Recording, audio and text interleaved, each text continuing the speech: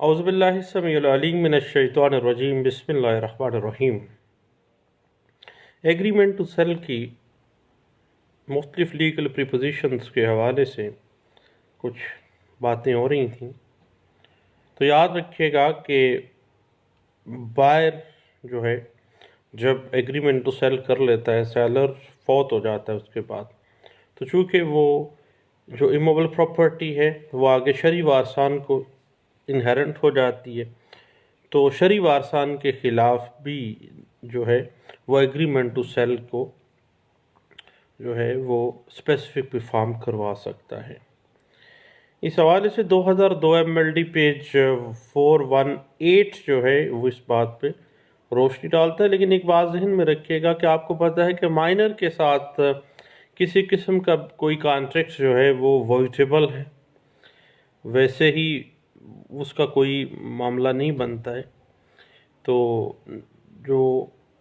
جب بھی آپ نے نابالغ سے معاہدہ ایگریمنٹ ٹو سیل جو ہے وہ غیر قانونی کے زمرے میں آئے گا، اور اس حوالے سے 2018 YLR پیج 2691 جو ہے وہ ہمیں انٹرپریٹیشن دے دیتی ہے۔ اور یاد رکھیے گا کہ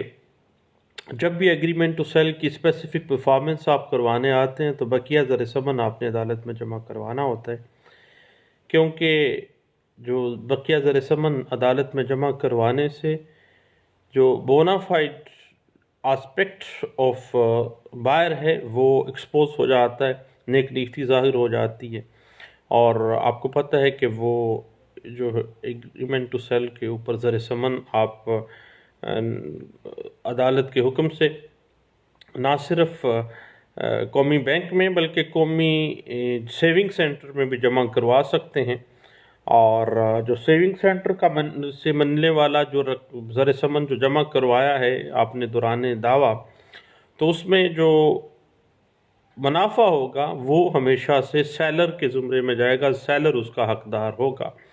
اس حوالے سے 2007 YLR پیج 2479 اور 2019 YLR پیج 223 جو ہے وہ ہمیں انٹرپریٹیشن دے دیتا ہے۔ اسی حوالے سے 2019 YLR پیج 223 جو ہے وہ ابھی لیٹسٹ ججمنٹس ہیں جو کل رات کو ہی میرے نظر سے گزری ہیں۔ تو یاد رکھیے گا کہ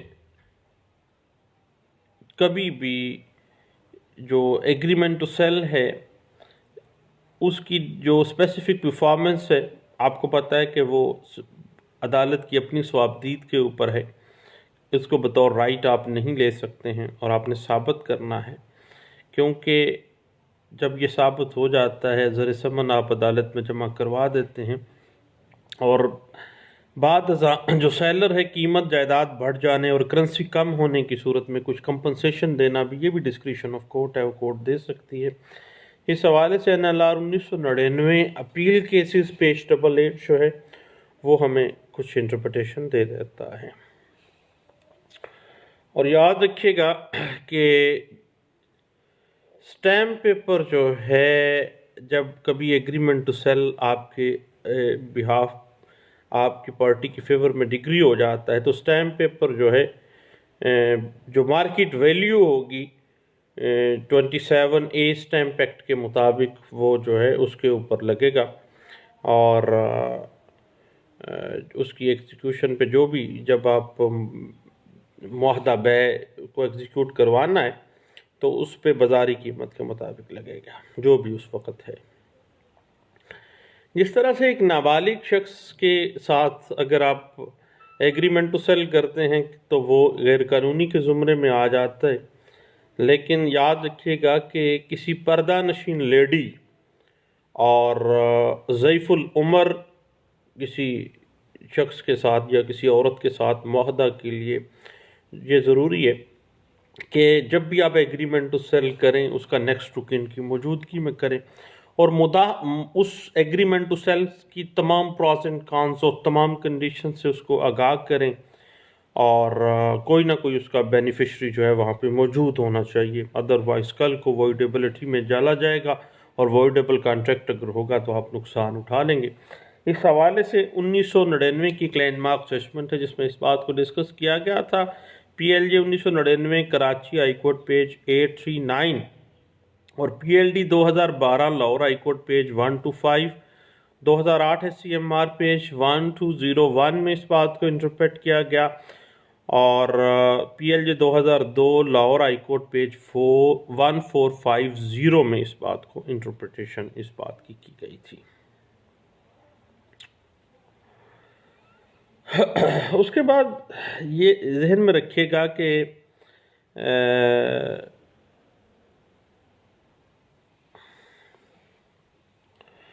एग्रीमेंट टू सेल जो है वो कोई राइट क्रिएट नहीं कर देता। आप एग्रीमेंट टू सेल की बेसिस पे सिर्फ स्पेसिफिक परफॉर्मेंस में आ सकते हैं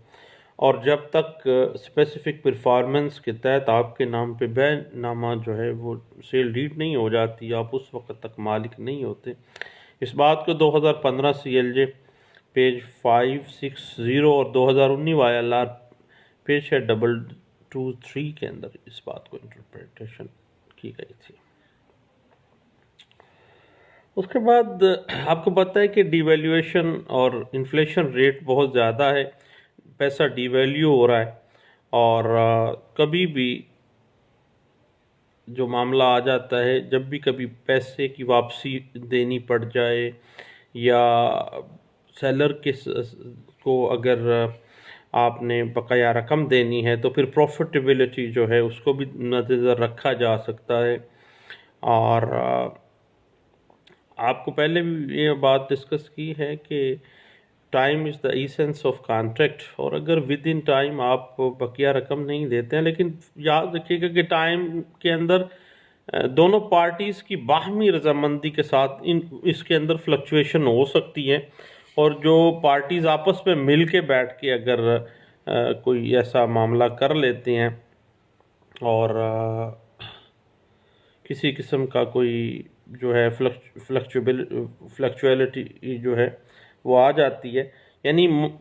जो भी मियाद मुकर्ररा तय की गई है उसके अंदर लचक दोनों पार्टीज़ के बाहमी रजामंदी के साथ उसमें आ सकती है। इस बात को PLJ 2009 सुप्रीम कोर्ट पेज 118 में और 2009 SCMR पेज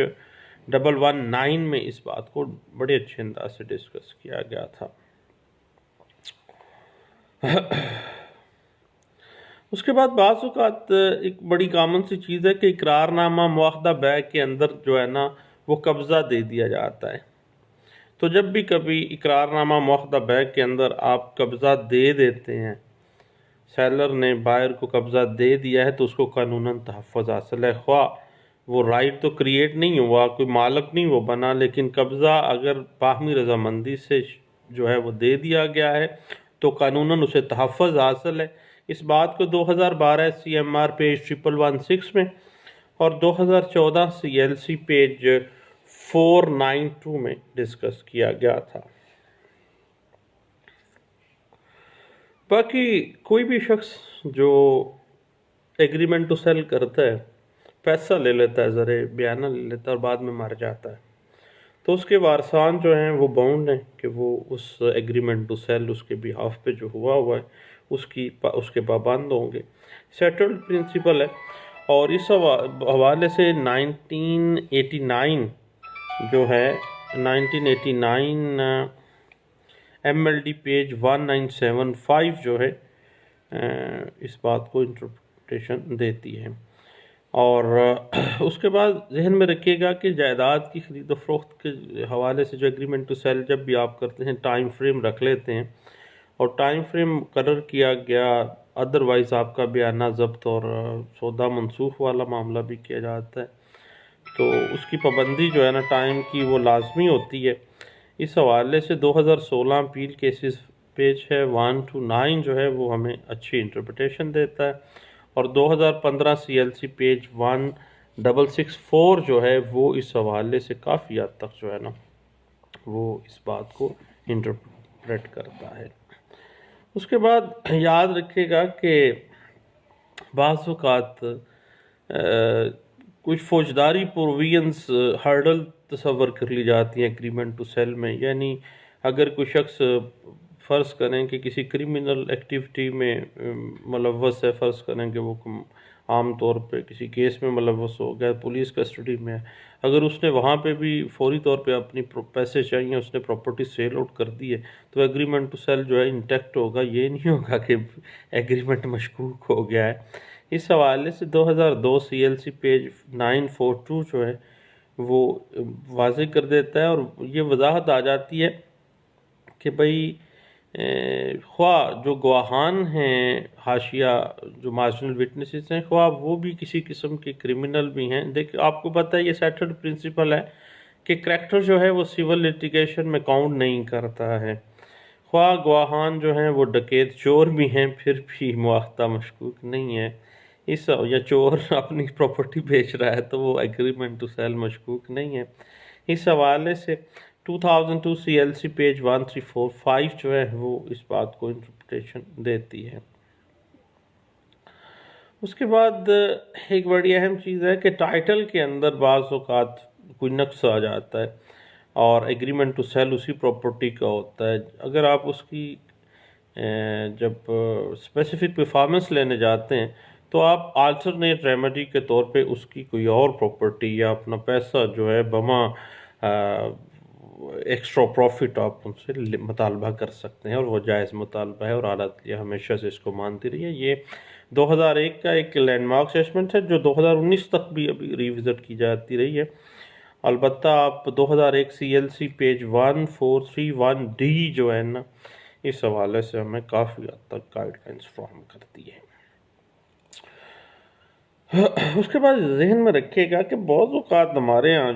یہ معاملہ آ جاتا ہے کہ ایک پارٹی کو بیچا، پھر دوسری کو، پھر تیسری کو۔ دیکھیں جب ایگریمنٹ ٹو سیل ایک موبل پراپرٹی کی بابت آپ نے کر لیا، یو آر سم تھنگ، کچھ باؤنڈ تو ہو گیا، دونوں پارٹیز نے کچھ شرائط طے کر لیں اور وہ دونوں باؤنڈ ہو گئے ہیں۔ اب ایک پارٹی کو جب فروخت کر دیا، ایگریمنٹ ٹو سیل سائن کر دیے، تو پھر بھائی وہ جائز قانونی طور پر آپ کسی کو فروخت نہیں کر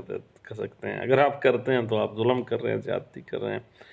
اور اس طرح سے نہیں ہونا چاہیے۔ وہ تو بیچارے بونا فائڈی پرچیزر ہیں، اور پہلا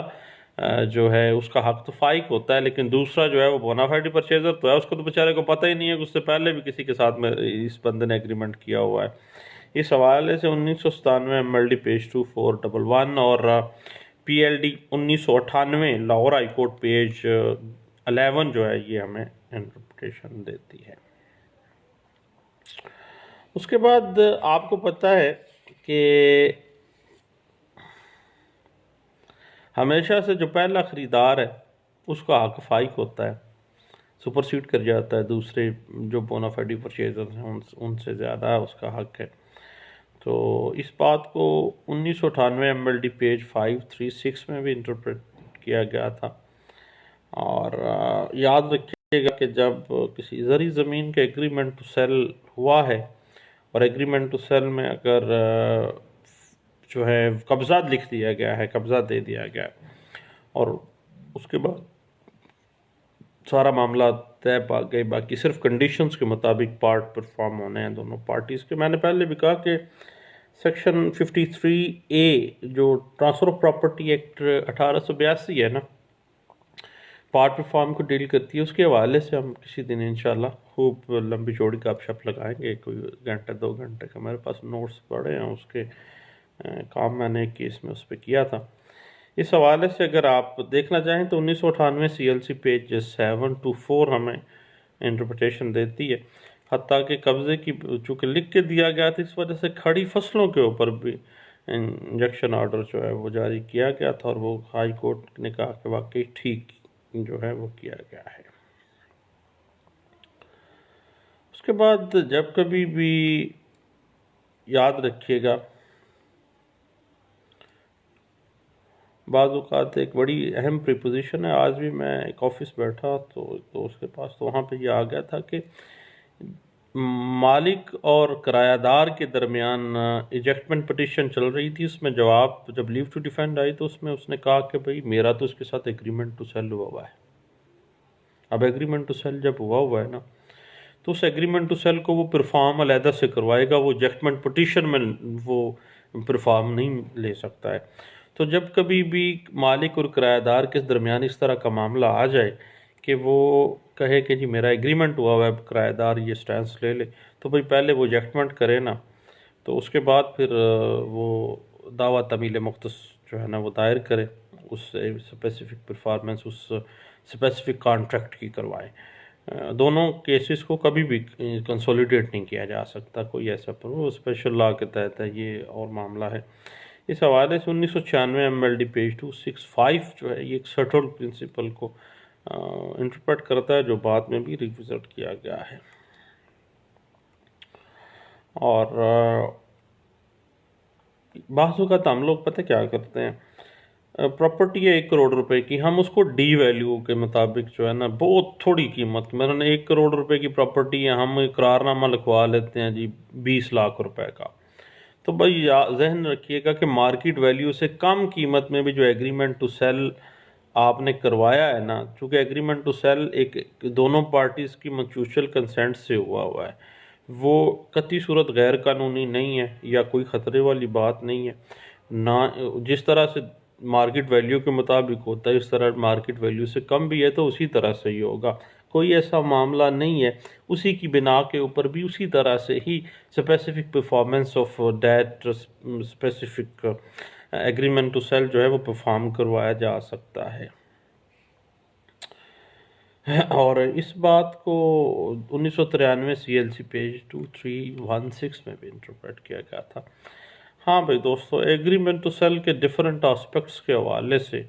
ہم گپ شپ لگاتے رہیں،